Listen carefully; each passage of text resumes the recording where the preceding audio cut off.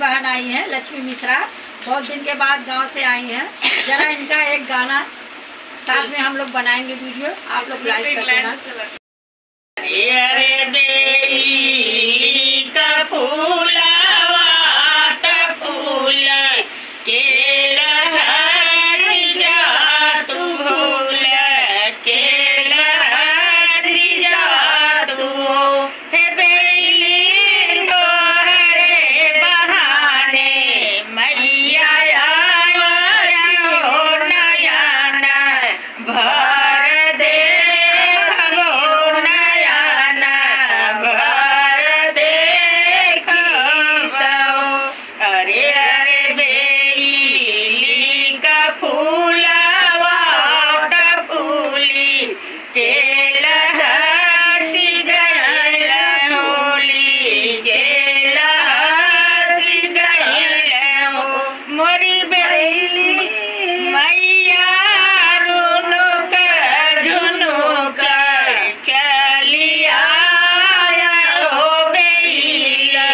या के छाई